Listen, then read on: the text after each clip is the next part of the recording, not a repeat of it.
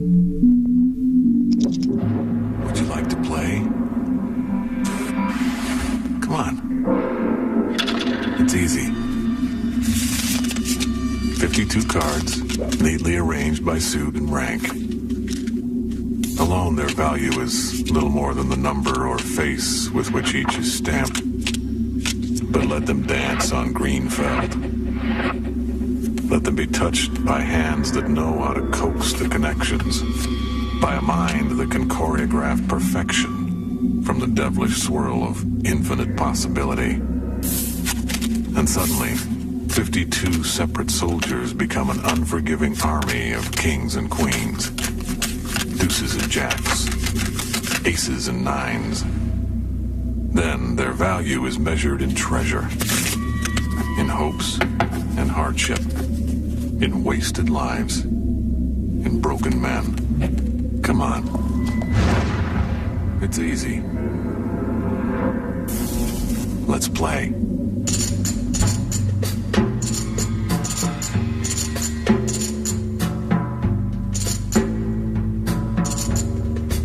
Craft, nobody was quicker, nobody was smarter, and nobody was better. He thought quick on his feet. He was light years ahead of the other players, and people feared him. He was someone who would like to stick it in your liver, as we say, in the racket. At the poker table, he was one of the most obnoxious people I've ever known. I almost got in 2 or 3 fights with him. He hissed. It's almost like he needed an exorcist. He had this deep down anger.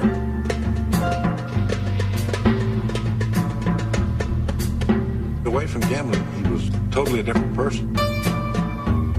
He was the most gentle, caring. He just had the biggest heart.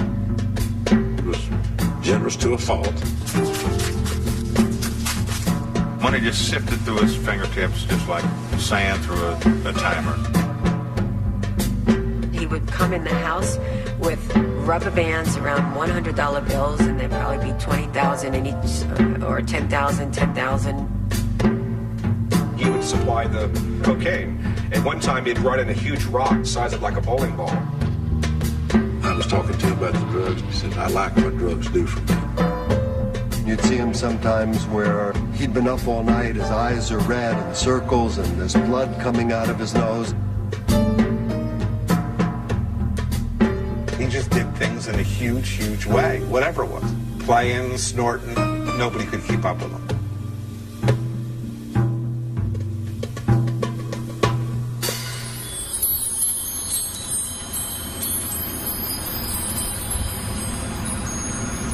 The Mondale pine is a remarkable tree.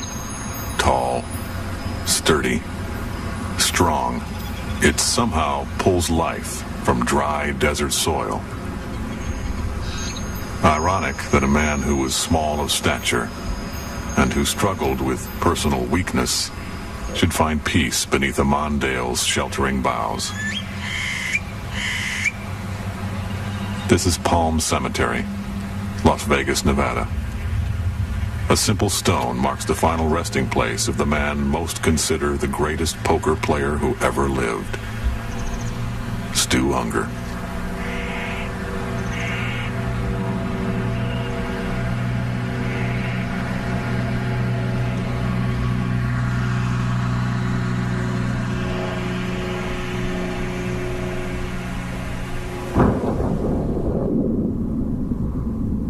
I don't think I'm gonna reach 65.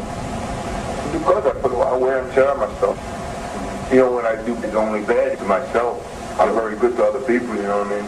I believe in heaven and hell, and I'm very scared of being damned. I pray, yeah, but it seems I only really praise when I almost feel like I'm dying, you know what I mean?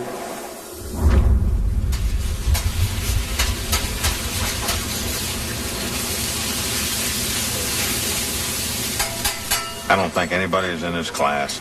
When you look at the number of major championships that this guy won in his career, it's mind-boggling. Back in the 80s, there were 2 events. There was Benion's World Series of Poker. There was Amarillo Slim Super Bowl of Poker. They all played them. Well, there's only one guy in the world who's ever won the main event at both the World Series and in the Super Bowl of poker, and that was Stu Ungar, and he won them 3 times each. Only 45 when a cleaning lady found him dead in a cheap motel not far from the Vegas Strip. Well, I'm amazed that he lived as long as he did, looking back on it now, as big a cocaine user as he was in his day. Just 5'4", 110 pounds on a good day. I don't think Stu Ungar ever felt insecure or intimidated in any way by his stature. This kid may have been 5'4", but to him he thought he was 7'1" and played center for the New York Knicks. In terms of intellectual stature, in terms of stature as a gin player, as a poker player, he was a giant, and Stewie knew it. Ungar is the only person to win the World Series of Poker and the Super Bowl of Poker 3 times each. A bookmaker's son from New York's Lower East Side, he reveled in the wise guy image. Stewie was younger than I was. There was this young kid that would come into the card game, and he would just destroy everyone in the game. There was one particular game we were playing draw poker.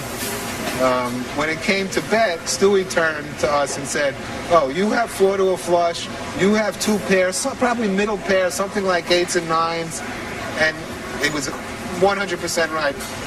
It got to the point where you'd wonder, are the cards marked or is someone tipping him off? And they weren't.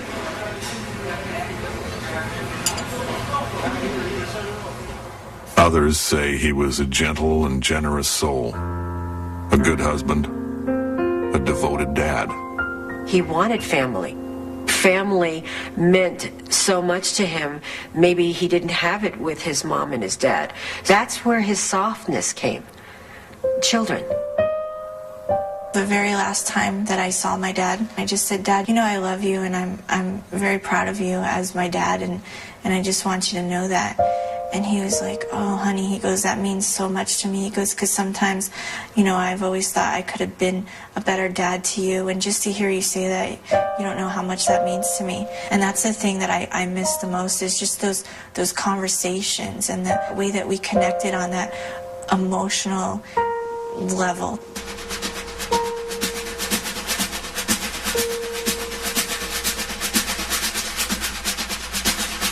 One thing that isn't argued is the fatal precision with which Ungar stalked the green felt of each and every card room he entered. It wasn't Stewie's style in anything to just be passive. Most people that play poker know you have to throw away certain hands. Well, Stewie made a living by playing every hand. He just seemed to put more money in when he had the best hand. Boy genius, the gambling savant, or just a troubled drug addict. He was the face of poker, and even in death, he's still the face of poker. People constantly want to hear about him and talk about him. Whether it was cards or cocaine, Stu Ungar attacked his canvas with the brutal madness of Van Gogh. And when his masterpiece was finally complete, he titled it with a simple question: who am I? Who was Stu Ungar, really?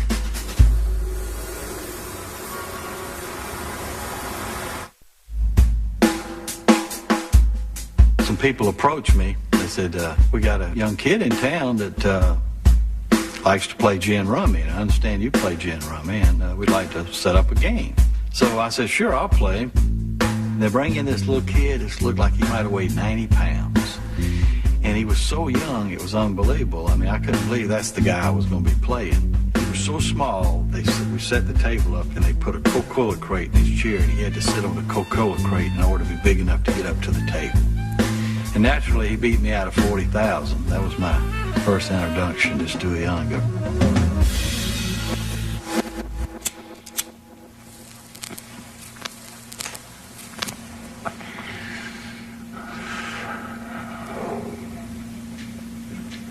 When I came here in '73, it was a very small town.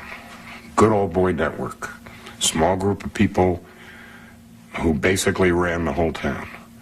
Everybody knew everybody.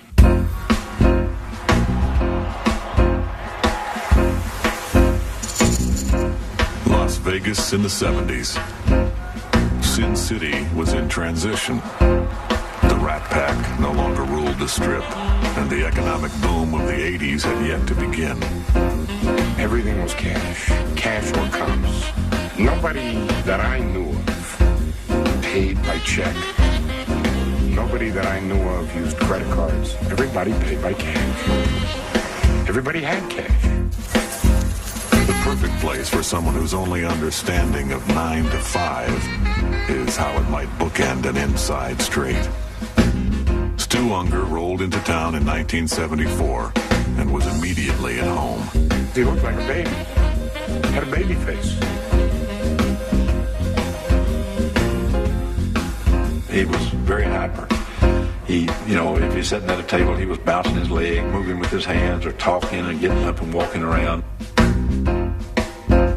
Wondered if he was old enough to be in the casino, and I thought to myself, this just must be some rich kid. I didn't know that I was looking at the best gin-rummy player that ever lived. When I first moved here, he told me he had put away $1 million in a vault. And I'm like, playing blackjack. And I'm like, wow. Eventually, Ungar was joined by his girlfriend, Madeline, and her young son, Richie. He was naive to a lot of the worldly things. So, I went to go buy the home. I went to go buy the cars. I have to do everything. Everything Madeline decorated their lives with was paid for in cash. He thought you write a check and the check is good. He didn't realize you have to go in the bank, put the money in the bank, for it to be good. Stuart Ungar, gin player. What do you think about Stuart? I think Stuart has what we call card sense. So he shows up in 1980 and plays in this World Series of Poker. This was only the second poker tournament he had ever played in before. He had played 5 gin rummy tournaments up to that point and had won 3 out of the 5. You got 2 threes, Johnny. Yeah. When he entered, it was kind of a lark, that it wasn't really serious. Out of a field of about 100 people, it made him 100 to 1.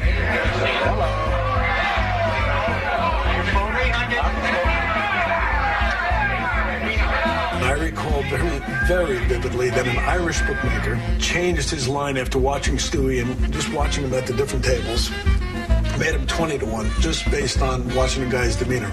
How confident he sounded. I was freaky. I know like Bobby Fischer, I was freaky when I did. People would teach me a card game that I never played, and 2 days later I'd be better than them at a card game they were playing for 30 years. In terms of freak of nature.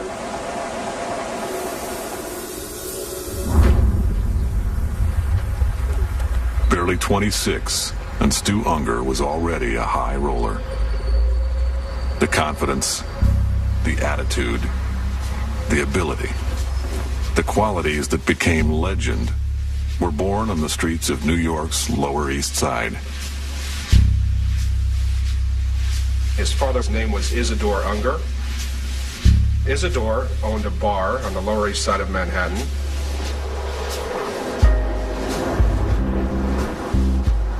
His father was a bookmaker, and Stewie's education to a large extent took place in the bar. Bars were hangouts for legal and illicit things, too. Bars were where the wise guys hung out, and there was a local bookmaker and numbers runner, and it was just a place to hang out.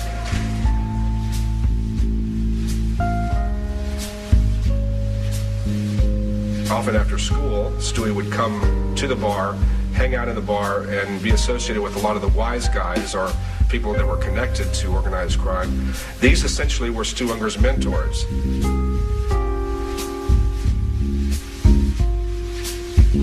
Stewie, by the time he was 7 or 8, was actually doing some of the books for his dad, which is a really remarkable thing. Stewie ends up being, in a sense, the kid bookmaker of the joint.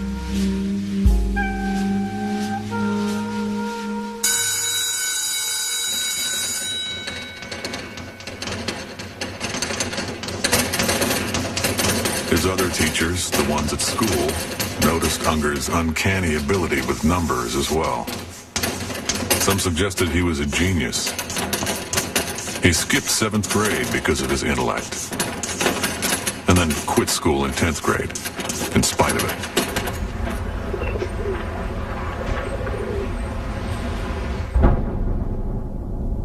My father was one of the biggest book writers in New York. He was a millionaire, 1 million event stuff. That thing is, my father hated when I gambled, you know. And I was very afraid of my father. I wasn't afraid of my mother.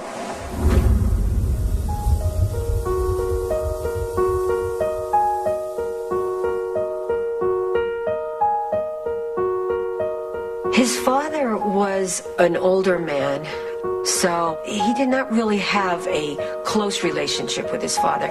He had more of a relationship with his mom.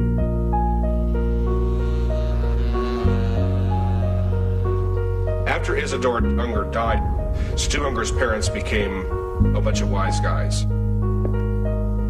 And all he knew was going around and playing in card clubs and being protected by a lot of the people in organized crime. The first time I met Stewie, I saw this young kid walk in with an entourage, and it seemed like he was controlling the conversation. I've never seen a kid that young being around the gambling. In those days, he had a sweet innocence to him that disappeared along the way, let's say. We've been playing 4 days. This is the final. When Stu Ungar placed his first bet at the 1980 World Series of Poker, he was 26 years old, young by poker standards. But he was already an old soul at games of chance. He'd been gambling virtually every day for at least 16 years. I played with him each day, and I never saw anybody that improved from day to day like he did in that tournament. And it came down just to he and I. We were the last two players. What about the chips in your hand? Stewie wants it all. Stewie called. He fooled me on a hand, won all my chips, and he was the champion, and I was the second place finisher. Stewie wins the tournament with a 5-high straight. He was very happy, obviously. It was Ungar's first World Series of Poker championship. He won $365,000. That was the beginning of the Stu Ungar legend in the tournaments. But even as that legend was being written, there was a dark chapter waiting to be told.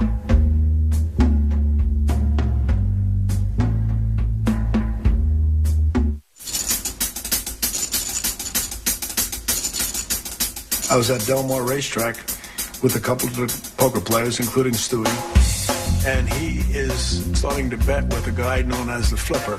And he has a hustle. He flips coins, and he bets you on the outcome. Stewie was going to get involved in this. He was willing to just think he was lucky enough to find a total stranger at the racetrack that flipped coins, wanted to throw his money away. That's how Stewie was. Heads you win, tails you lose. Some people are born to live on the edge of that 50-50 blade. It was 1980. Stu Ungar had just won the World Series of Poker. He had a huge bankroll. His girlfriend Madeline and her son Richie had joined him. 2 years later, they were husband and wife. Richie was a main ingredient that kept us together, and he adored him.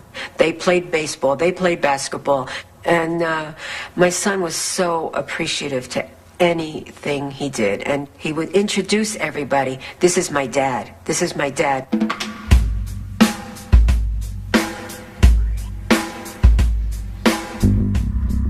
But there was another side to this success story. Cocaine.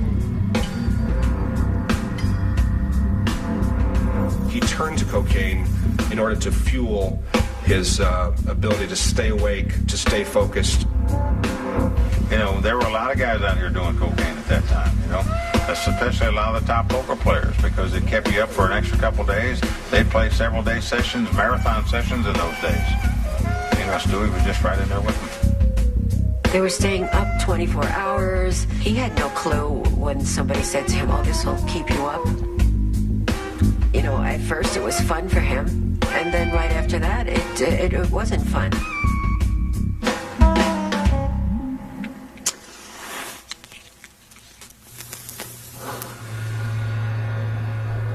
Faye Ungar's health was in serious decline throughout the 70s. Stu said he first tried cocaine because of that. His mother died in 1979. I never took a drink or did anything. I was the straightest kid you ever seen. I went over my some friends of mine house, and there was a bottle of cocaine on the table. And I said, what is that? I've never seen it before. I'm trying to think of sometimes if that thing happened on the internet with my mother, is how I got involved with it at that point in my life.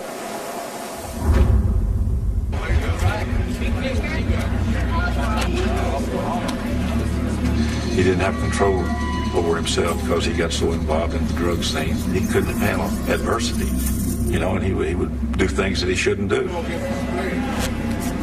He was a person that would lash out at the dealers, or, you know, he just would say things to other players, you know. Stu just talked very bad to people. You know, he'd call them names and just get right up in their face, you know, and threaten them. He did a lot of things that disrespected the game.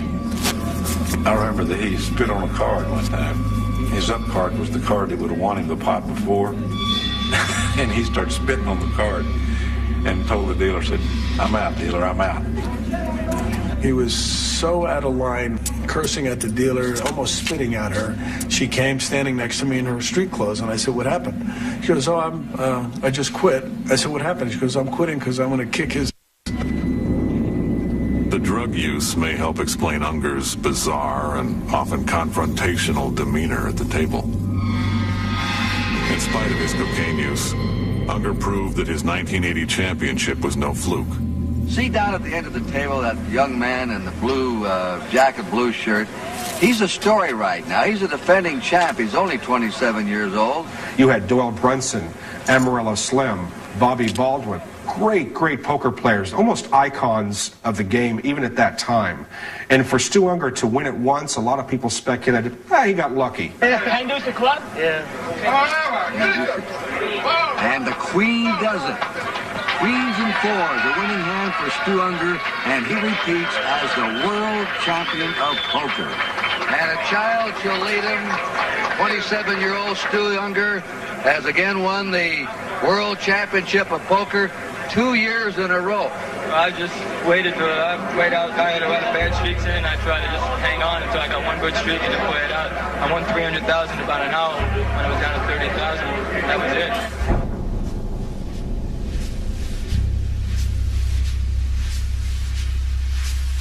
The $375,000 payday marked Ungar as the greatest poker player in the world. It also marked the beginning of his long downward spiral. After he won the second World Series, it really went to his head. Instead of paying that house off or getting an investment banker or whatever, no, it was, I'm going out gambling. And then he went downhill. I mean, he went into a deep cavern in his life, caused mostly by drugs.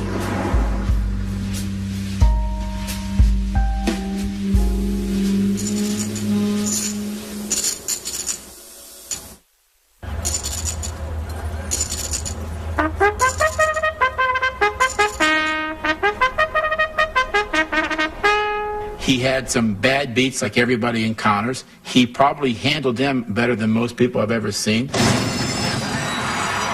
Bet $110,000 on a horse race, and the horses that he bet on were clear by probably 40 or 50 yards to the finish line, and the one horse broke its right front leg. It was a $110,000 loss. Within 20 minutes after that bad beat, he reappeared for the next race, and he simply said, "You see what happened, Jimmy?" I said, "Yes, Dewey." He said, "How much can I bet on race 8?" In my 31 years behind the counter, I had never seen anything that equaled that, and that was Stewie Ungar. Action. For a gambler, that word has clear and distinct meaning. It's the movement of money from one bet to the next bet to the next. On and on without stop. It's a constant need to put something at risk. In this case, money. The more, the better. Stu Ungar loved action. He needed it. And he did have an insatiable appetite for action. He was an action freak, as we say. Stewie was a losing sports and horse player. If he had $80,000 in his account, say it's a Saturday morning with a bevy of college football games going on, he would never stop betting until he exercised the whole $80,000. He bet everything all the time. One night, he came over to my house and he sees the pool table. Billy says, let's play some pool. You play pool? You play pool? I said, well, Stu, you see the table. I said, but I hadn't played in years. He says, we'll play 5,000 a game. We start playing, and he couldn't play at all. I was just knocking the balls all over the table, and he loses about 70, 80,000 playing pool before he quit. That was just Stewie. In other words, he would just give his money away so often. He called me up one day. He said, Don, he said, you got to come over. He said, I just won $140,000 this week. He said, I got something for you. Went over to his apartment. Said, how you doing? He said, broke. He says, lost 140 and another 50 with it. The problem with Stewie was he never really understood the object of the game in terms of being a professional gambler. You know, and the object, of course, is to increase your bankroll, improve your lifestyle, and provide for your family. In 1982, family became a bigger focus in Ungar's life. He and Madeline were married that September. 2 months later, their daughter, Stephanie, was born. When Stephanie was born, he was just blown away. I mean, he just thought she was everything. And my son Richie idolized everything about Stewie. He idolized what he became. Richie would have loved to have been a gambler. They just loved each other. Those family bonds were tested by Ungar's endless need for action and cocaine. Anytime he was around and there was drugs around, everyone knew he was the meal ticket. At times there was a $1,000 a day cocaine habit. I can remember one time at the Dunes Hotel in Las Vegas, he was going up his room to get some. So I go up to the room. We walk in, the desk had a glass tabletop on it. And on the tabletop, all the way across the tabletop, it looked like somebody spilled a bag of salt or flour or something, you know. But I realized it was cocaine then. I thought, whoa, this guy's got a problem here. He had snorted so much of it, put it up his nose, that it had eaten the membranes in his nose away, and his nose just collapsed. He wore a pair of glasses to almost trick people into thinking his nose was different than what it was. He said he was going to get his nose fixed, but unfortunately what he did was he did not take the proper healing time, and he had his nose collapse from indulging again into cocaine. Turmoil and tragedy marked the rest of the decade. In 1986, Madeline filed for divorce. In 1989, he lost his son. What happened was Richie didn't come home that evening.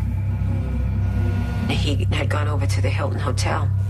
He took the cable, and I guess he decided that this was it. In the parking lot, he took his life.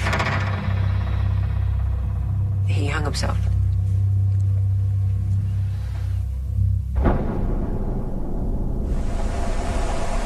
I will not show any tears in public. I'll try myself as I'm deceived by my son committing suicide. I never show any fear or anything, you know, under any circumstance, you know what I mean? It was guns to the head that was back my way.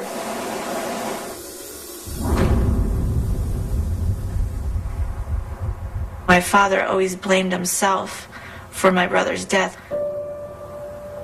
He just said that if he would have just known that that's what he was, you know, that's how depressed he was, that's how upset he was, he would have handled things in a different way. I mean, he was just not the same after that. And that really hurt him. Because he loved that boy. After Richie passed away, I saw him, the use of drugs, even more. He didn't care how he looked. He didn't care how he ate. He just kind of became a recluse.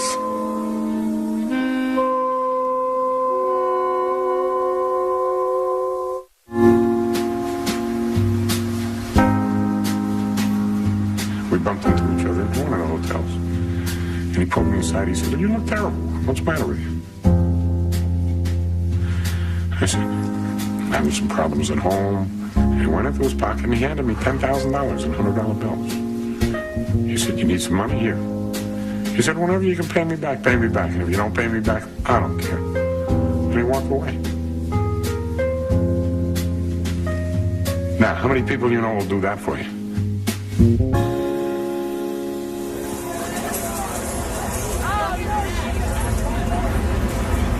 Stu Ungar's generosity is as much a part of Las Vegas lore as his card-playing ability. I remember we were walking down the street one time, and this guy came up behind us, said, "Stewie," said, "I'm broke," said, "Can you help me out?" Stewie took a $100 bill and just handed it up behind him, and the guy took it and went away. I said, "Stewie, who was that?" He said, "I don't know." I said, "If I'd known his name, I'd have given him 200. And that's the kind of person he was. Millions of dollars passed through his talented hands, and 2 World Series of Poker championships went into his trophy case. The only thing that matched his dramatic rise was his fall.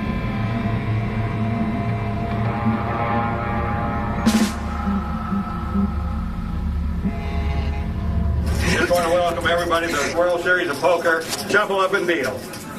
By 1990, Stu Ungar was divorced, horribly addicted to cocaine, and haunted by his son's suicide.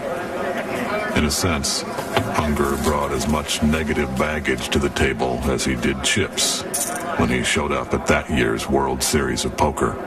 I staked him. It was a $10,000 buy-in. And at the end of the first day, he was running away with the tournament. He had a big lead. He had $70-something thousand worth of chips. So now they come back the second day, and I get a phone call from Eric Drake, who was the tournament director at the time. I asked everyone, had they seen him, had they heard from him, and then I knew what room he was staying in. I asked security to go up there. I saw him laying on the bed, kind of like in a side of a seizure, like his whole body tensing up. They hauled Stewie out of the Golden Nugget on a stretcher and put him in an ambulance. They took him to Sunrise Hospital. He did drugs the night before, and he had some kind of adverse reaction to them.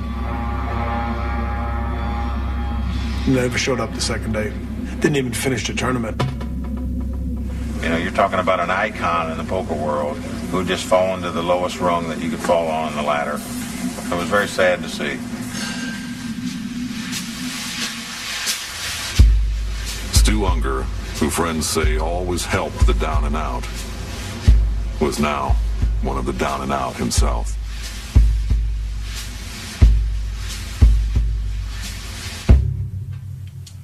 Literally, he cried one day with me because he said, "Mike," he said, "I've gone through millions of dollars and I don't have any money to buy my daughter's school clothes." I took my daughter to the gallery mall the other day, and she started looking at price tags because I had some of my money. And I said to myself, what did I do? What am I doing? I didn't know the most beautiful girl in the world. I mean, a gem. And she's got to look at price tags after the money that I went through my hands and I've given away and just millions in drugs. You know, just disgraceful. And I felt so bad for her. She said, what are you worried about that? It's okay. It was so humiliating to me. It was a shame, you know, for her. When he couldn't buy school clothes for his daughter when school was starting, that really got him. It got him.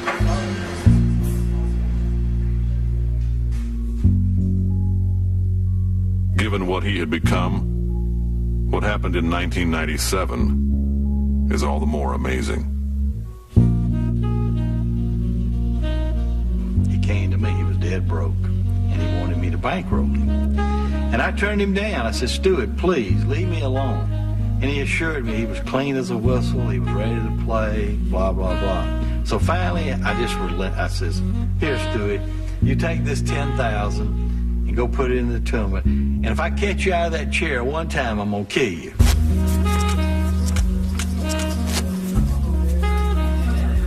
You know, he came in that first day high as a kite.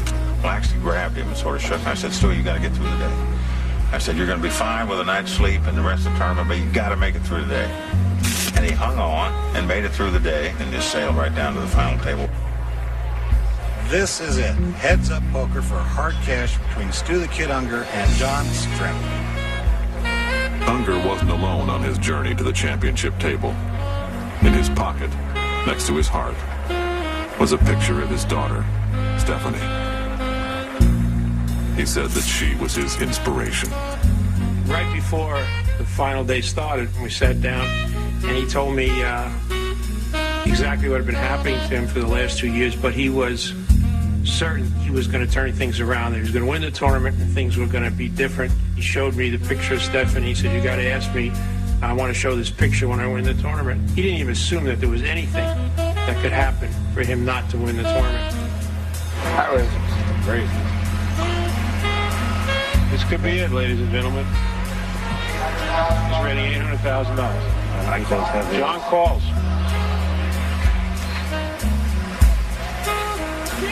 Yes. Stewie wins the tournament. Stu Ungar has won 3 World Series of poker.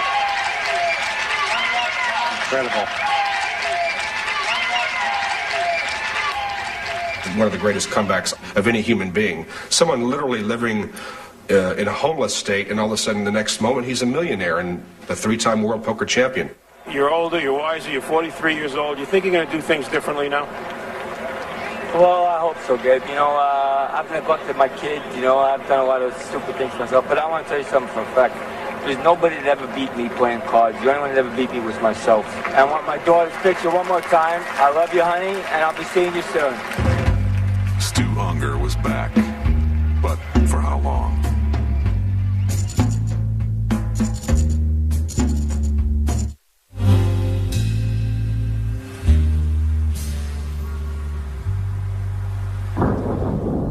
I used to go down to the old racetrack when I was 10 years old. Go to the window and bet $50 a horse. I used to have to give the money to strangers to make the bets with me. Naturally, if another person would gamble like me, they would call me a degenerate gambler. But when you're successful at it, when you make your living at it, you go, well, you are a degenerate no more. You know?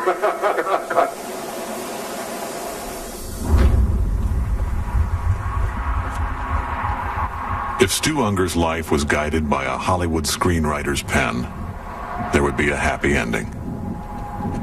Perhaps he would parlay his redemption at the '97 World Series of Poker into a lifestyle befitting the only 3-time champion of that event.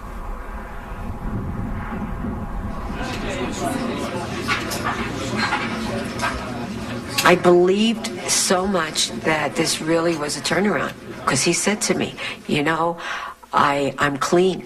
I said, great.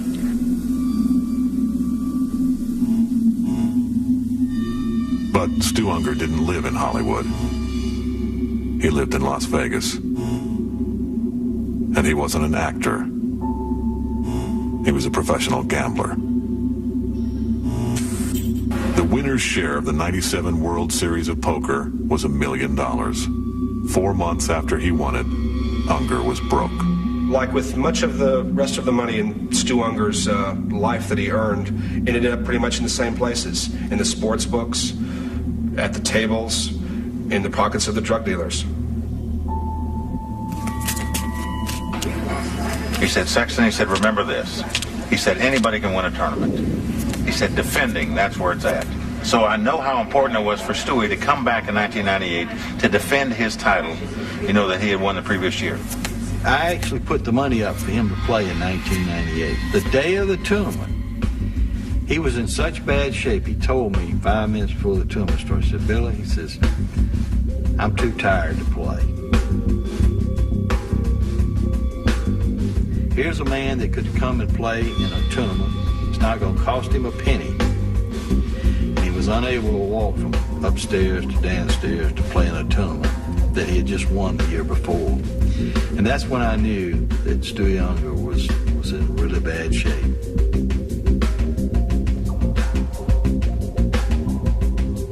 Over the course of the next few months, Ungar was arrested for possession of crack cocaine. The last time I saw my dad, I told him, I said, I don't want to have anything to do with you anymore. I said, I don't want to answer, I'm not going to answer my phone unless you are in drug rehab. I just was trying to play the hard role. Many of the high-stakes players, they all wanted to send him to rehab center, the nicest ones in the country. He didn't want to do it. You can't help people that don't want to help themselves. I found that out through the years. And Stewie didn't want to be helped.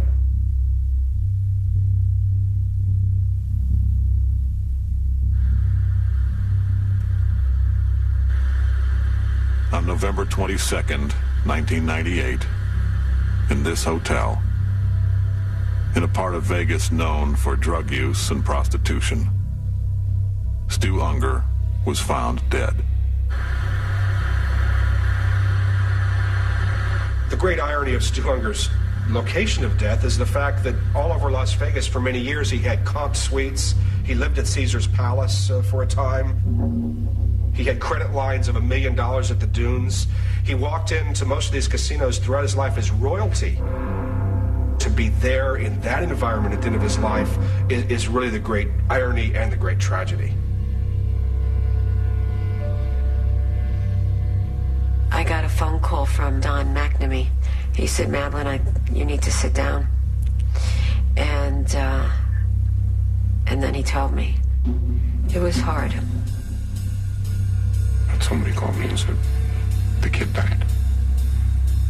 I said, okay, I mean, what are you going to do? Everybody felt terrible, but it wasn't a surprise.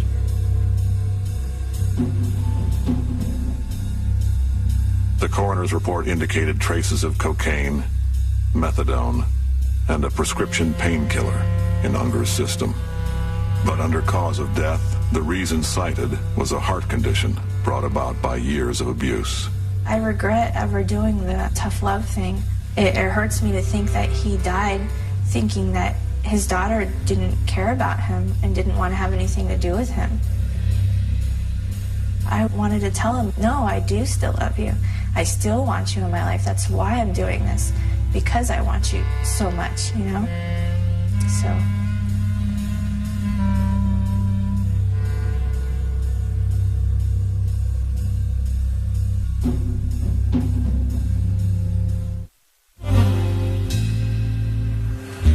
In the gambling world, in the poker world, in the gin rummy world, he had talent like we'll never see again. But sadly, in the game of life, Stu Ungar was a loser. There's no question about it.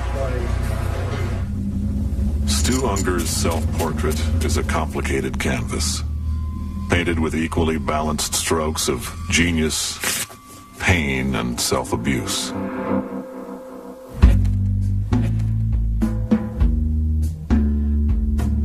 It angers everybody in the poker world that he didn't get control of his life. We'll never know exactly the extent of his talent. You know, no telling how good the guy might have been.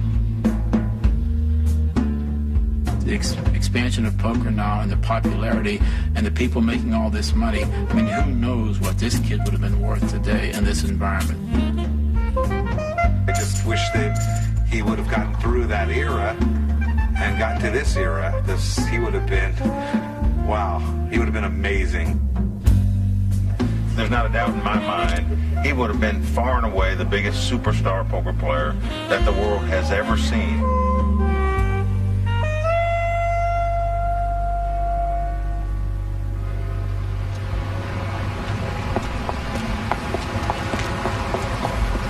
On November 26, 1998, Stu Ungar was laid to rest. Friends and fellow gamblers paid for the ceremony. Sad time for the poker world. This forgives Stu for his weaknesses and his drug problems, and remember him for what he was, the greatest player to ever grace the green felt. Thank you.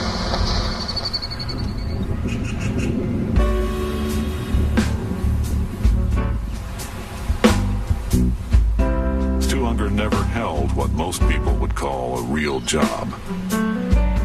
That said, it's been estimated he earned nearly $30 million in his gambling career. At the time of his death, all he had left was the $800 investigators found in his pocket. He was 45 years old.